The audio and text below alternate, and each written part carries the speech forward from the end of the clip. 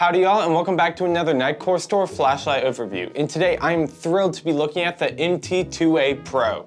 As you can see, this is a super compact everyday carry flashlight with 1000 lumens of output coming from the UHI 20 LED, and this is the first ever flashlight to have that UHI 20 LED. So please make sure to subscribe, as it really helps out the channel and it'll keep you up to date on everything EDC, flashlight, and Nitecore. And let's go ahead and jump right into this video.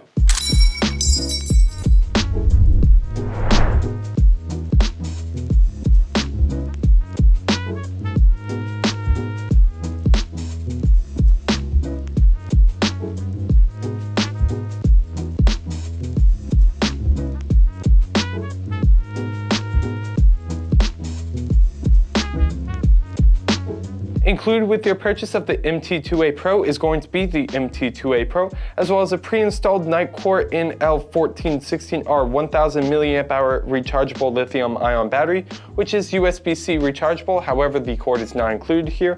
But as well as that, you're going to have the two-way clip, the spare O-ring, and the lanyard as well, all included. Now, giving you all an up-close look here at the flashlight, we're going to start up here at the head, and this is going to be the Nightlabs UHI 20 LED. And this is the first ever light to have this LED, and so it's super cool to be holding here in my hands. As well as that, you're going to see this nice polished reflector, and the LED is pretty recessed in there, so this is going to have a nice throw for an EDC. And then as well as that, up here on the head, we're going to have this nice heat sink that's going to keep all that heat away from your hands whenever you're holding it. And like all good flashlights, this is going to be made out of aero-grade aluminum alloy with an HA3 military-grade hard-anodized finish. And as well as that, there's going to be this Pro style of knurling from Nitecore. It's going to have the spiraling pattern. However, the knurling is going to be a little bit more fine, as this is a smaller body. And back here, there's going to be the single clip channel, the only place you can actually put your clip, which fits perfectly right there.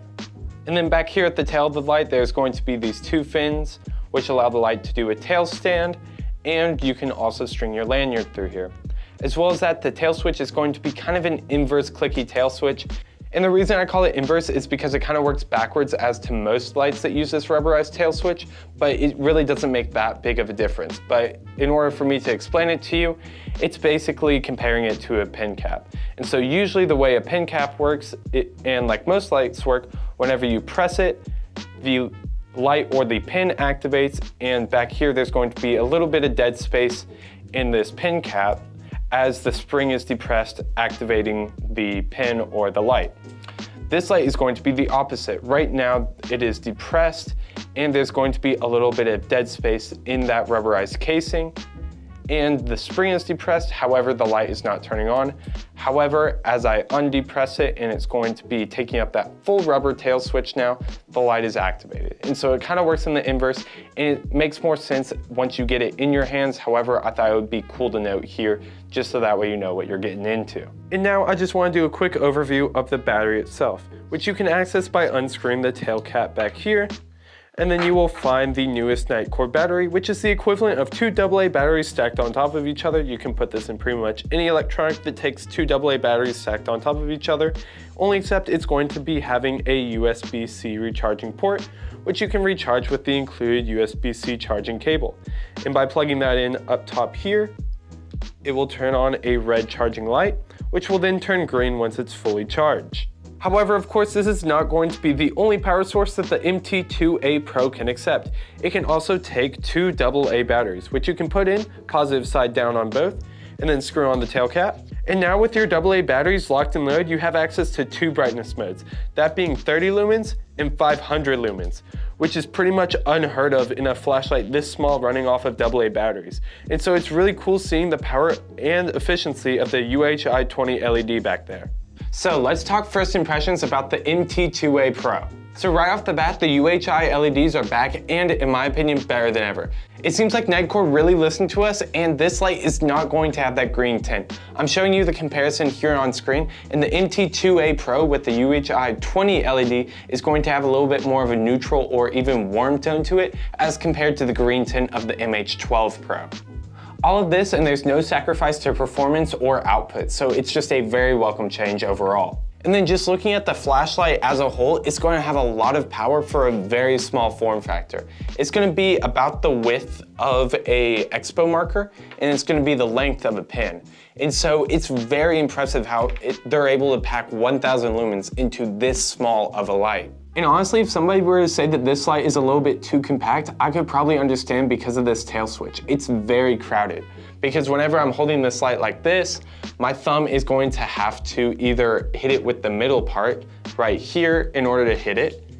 And it's kind of hard to do that because of these fins being so close to the button, or I'm gonna have to go for the more precise route and curl my thumb like this and then press the button like this, which causes my hand to ungrip a little bit as I go for it. And also sometimes my thumb will lock up like that after, using the light for a long time and having to do my fine motor movements of only half pressing the light to change the mode.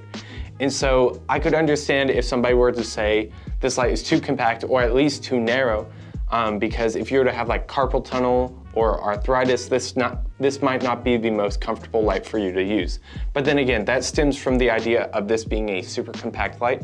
So I'm not sure if that's gonna be a downside for me, but I found it useful to mention here. As well as the grip being potentially uncomfortable, another tip I would have for this light is use the clip on it. This light is going to be extremely smooth. Its profile is going to be like a perfect circle. There's no roll stop on it here.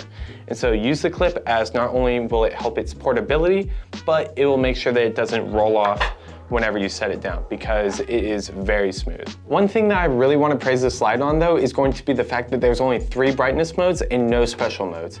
I think that that's going to be the perfect amount for a small secondary EDC like this, and to where it's not overcomplicated. I think that if I would have to, scroll through 5 different brightness settings and then like 2 special modes in order to actually get to the one that I want, that would be really frustrating. And I see a lot of lights doing that just to put that on their marketing, but then, not being useful. I don't need an SOS on a light that's going to like sit in a car readiness kit or anything like that.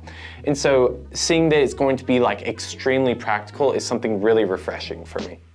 And overall, this light is just going to be an amazing everyday carry. It's going to be really compact while still having really nice run times and amazing outputs.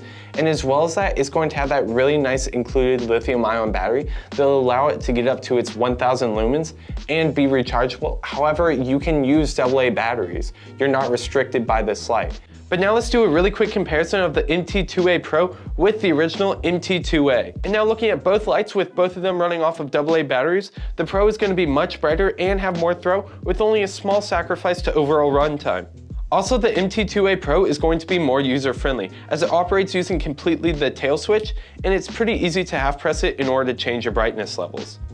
Contrasting that with the MT2A, as you can only get one brightness mode out of the tail switch before having to turn the head and unscrew it a little bit to get to your other outputs, where this has strobe, high, medium, low brightness, and SOS, as well as strobe. And so while the original MT2A is going to have more modes, I think I'm gonna have to side with the MT2A Pro, as it's gonna be more practical, as it's going to be smaller overall with a smaller diameter and a shorter length, and it's going to be more lightweight while still having more output and having a comparable runtime. And the thing is, that's not even to mention that the MT2A Pro is going to be coming with a lithium-ion rechargeable cell, whereas the original MT2A only came with AA batteries, making it a constant money suck. Whereas this one's going to be rechargeable, and it's going to improve the runtimes of the MT2A Pro and the outputs. And so now by looking at the MT2A Pro with its lithium-ion cell as compared to the MT2A with its AA batteries, it's even less of a competition in my mind, and just shows how great of an upgrade that the MT2A Pro is. The user interface and how you operate this light is going to be pretty straightforward, but I figured I'd cover it here anyways. To begin, you can go ahead and full press the tail switch to turn this light on, and it's going to start off in its low mode, and then to cycle from its medium and then high output, you can simply half press the tail switch. So go from your low to your medium, and then your medium to your turbo. And then from your turbo, once you half press it again, you will return to your low output. And then to turn off the light, all you have to do is full press the tail switch again. This light is also going to have mode memory. So if I were to turn it on and cycle it up to its medium output, turn it off, and then back on, it will remember what output it was in. However, one note on this is if I were to cycle it up to its highest output and then quickly turn it off and back on, it's going to think that I half pressed it. And so make sure that whenever you turn the light on and off, you do it purposefully and a little bit more slow than you think you should. And now for my favorite part, the specs. Today for the specs, we're going to be using the included lithium-ion battery to calculate them. However, if you want to see the AA specs, they are at our website, link in the description. On its low setting, it can output 50 lumens for 20 hours. On its mid output, it can output 300 lumens for 2 hours and 45 minutes. And then on this light's highest output, it can output 1000 lumens for a total runtime of 1 hour and 30 minutes. And on this highest setting, it can throw around 279 yards and have a candela of 16,500 candela.